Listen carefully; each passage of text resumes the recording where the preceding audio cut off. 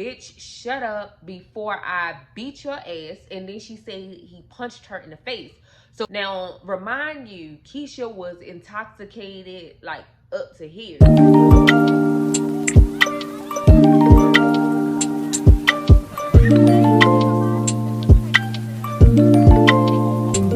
Hello everyone and welcome back to the channel. Today I have another story time, and this story time off a episode See No Evil. And basically we're gonna get started on this story time. So this story time is about a girl named Tiffany, and Tiffany was supposed to meet up with her brother. Now her brother was getting worried because she haven't showed and it was getting late. So he wound up reaching out to Tiffany's son and was like, have you seen your mother? Like, she's supposed to meet up with me and she haven't showed up yet. So the son was like, no, this ain't like her. Let me call her myself. So he wound up calling and no answer from Tiffany. Like, no answer, no text message, no nothing. So he called the uncle back and was like, she's not answering for me either. Like, something is weird. And at this point, they were getting worried. So the brother wound up calling the police to do a wellness check on Tiffany. Now, once the police got there, they knocked on the door, no answer, and they start trying to look through windows to see what they can see. And they wind up like not seeing anything really out of the ordinary. I mean, the house was not spick and span, but you can tell somebody had been there, and the dog bowls were filled with food and water. So they was like, so okay, we can't find anything. So now they tell the brother like nothing don't look out of the ordinary, like there's nothing we can do right now. So the brother like, okay, I'm gonna give it like a day.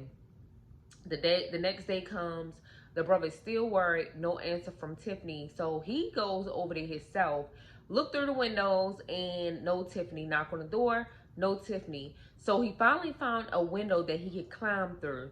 So once he climbed through the window, the dog came out barking. So of course the dog knows Tiffany brother and is familiar with his scent. So Tiffany brother wound up, bending down and basically rubbing him, like just greeting him. And finally he looks around and see that it's a stain on the floor and it's red. It looks like blood to Tiffany's brother. So he immediately dialed 911.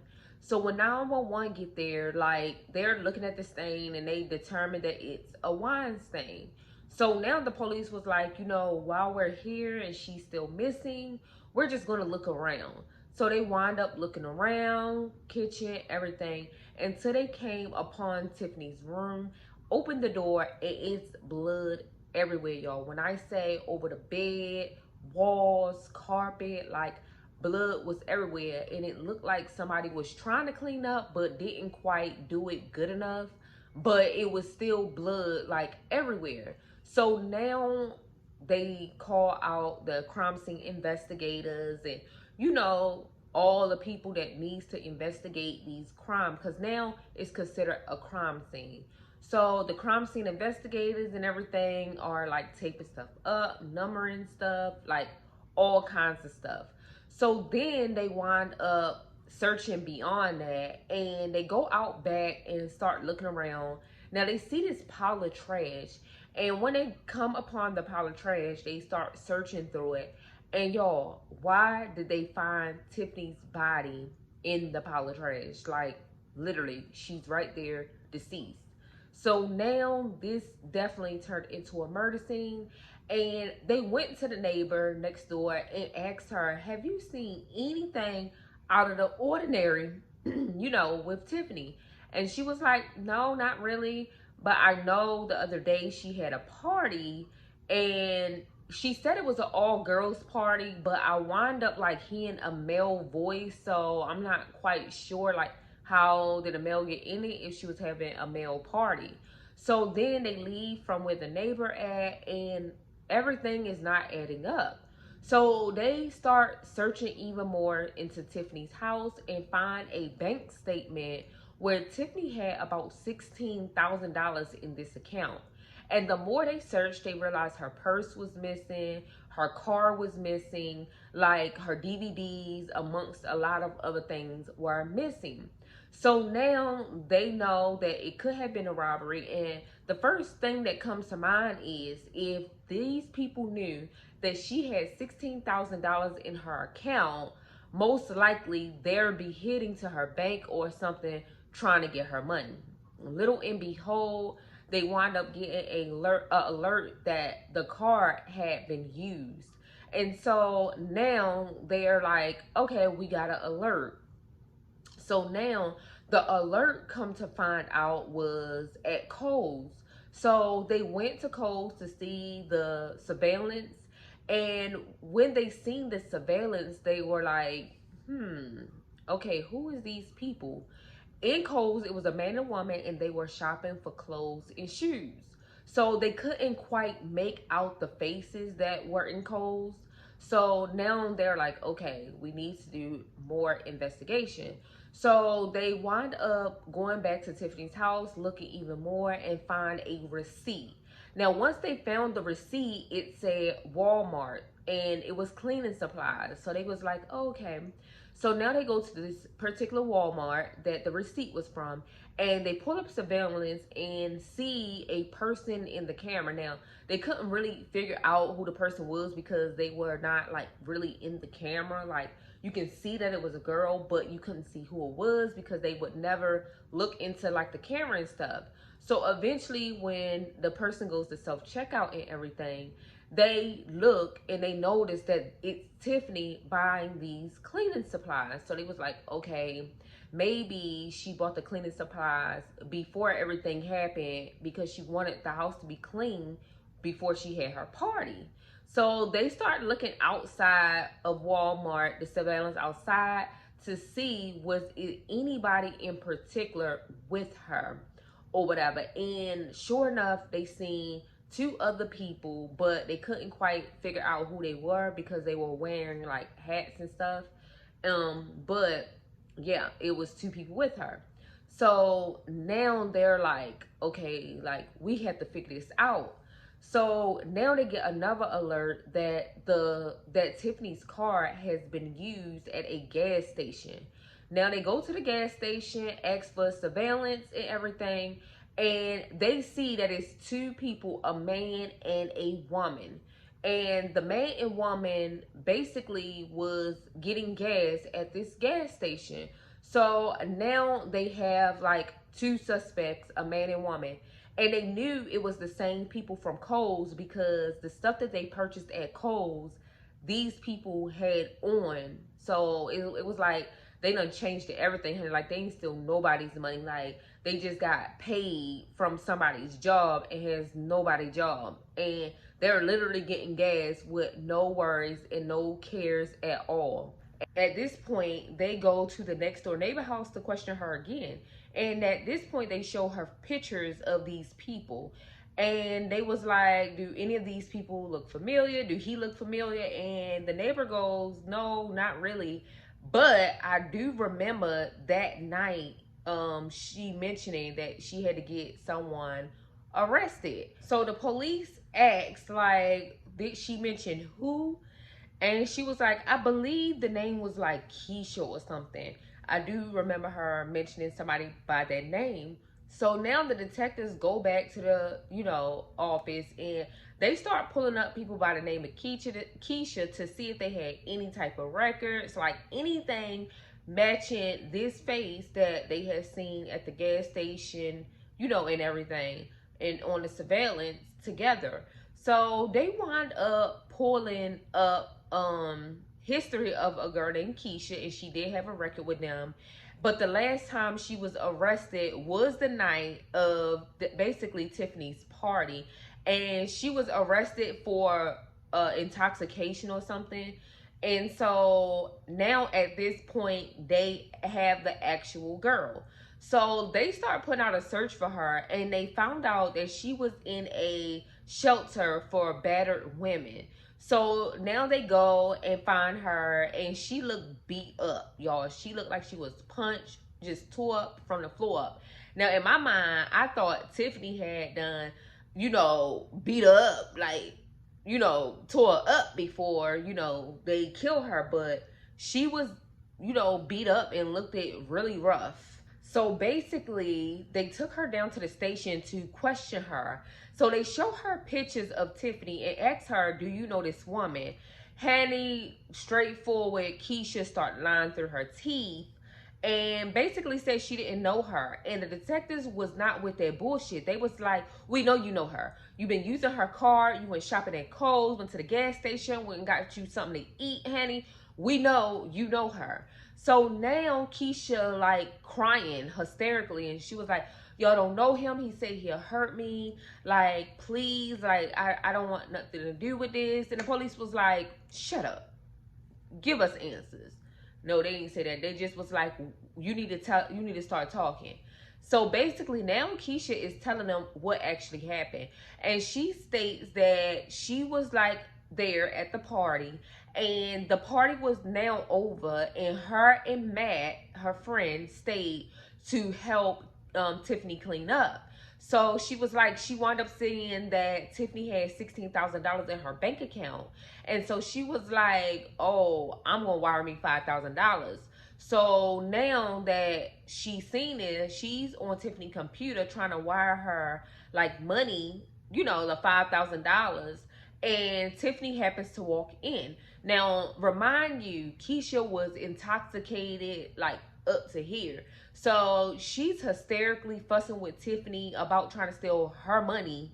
And Tiffany calls the police to get Keisha out of there because she was just doing too much. She asked her to leave, and all she had to do was leave, but she was like giving all kinds of let's fight. So Tiffany calls the police. Police get there, and they wind up, you know, talking to Keisha. And she was like, they arrested her that night. Like, she was arrested. And so she was like, next thing I know, I got out the next day, and my friend came to pick me up, and he had Tiffany's vehicle. And she was like, soon as he said that Tiffany allowed him to use it, she knew something was wrong. So Keisha was like, no, she didn't. Like, you ain't do nothing to her, did you? Like, what happened? Like, why you got her truck? And he goes to say, bitch, shut up before I beat your ass. And then she said he punched her in the face. So that explains why Keisha looked it all beat up when detectives came to question her. So they knew she wasn't lying about that. Said that he punched her in the face and told her if she keep on or if she say anything that she was gonna be dead and in the trash too. And nobody knew that they found Tiffany in the trash. They never like put it on press, anything. So they know Keisha was not lying at all. So now at this time, Keisha writes down his first and last name, and detectives go and start searching through the database whether he had any warrants, you know, whether he'd been arrested, had any cases with them before. And little and behold, yes, he did. And I figured that. But he did have cases. So they wound up getting the last known address he was at and find out he was living with his cousin wife or whatever. And now they have an address. So now they go over to the residence and they knock on the door. Now the cousin wife come to the door and they ask her, do she know him? Show her a picture, and she says yes. So once she says yes, they start questioning her, like, when the last time you seen him? And she was like, I haven't seen him in a couple of days, but the last day that I seen him, he brought some DVDs over to give to our son. And they was like, okay, so if he still got the DVDs, he might be trying to pawn it if he need money. So she was like, that's the last thing I know. Like, I know he had DVDs, and that's the last time we seen him. He haven't been over here yet, you know, even though he stayed here. So police was like, So they go to one of the well-known pawn shops. Little and behold, Matt dumbass was there. Matt was trying to pawn the DVDs that he had took from Tiffany's house.